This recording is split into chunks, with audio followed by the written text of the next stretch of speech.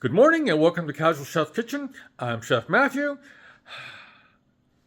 Wednesday. It's Whiskey Wednesday. Do you have a particular whiskey that you like? I do. I've got a couple. When I can afford it. Whiskey's getting real expensive. I digress. Okay, last night I prepared a Cajun potato soup.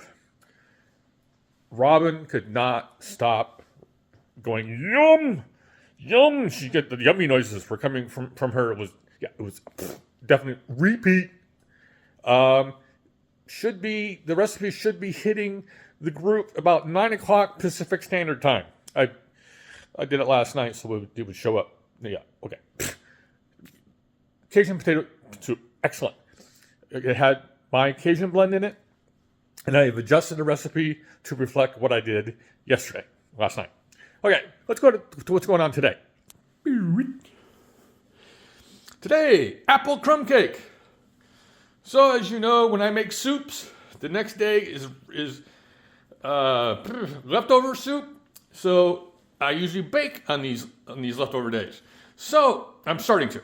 So today, obviously, we've got some apples, some sour cream, Mexican vanilla, lemon juice, baking soda, baking powder, and Morton's iodine salt, because I use iodized salt or table salt in my baking because it's a finer grain.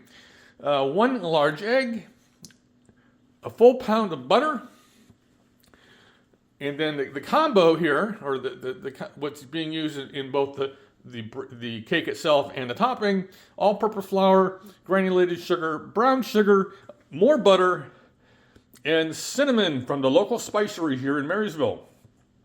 This is an excellent cinnamon. So that's what I have going on today. I'm not going to be baking until this butter softens up, at least the full pound for the cake portion. And the other butter is going back in the fridge so it can chill.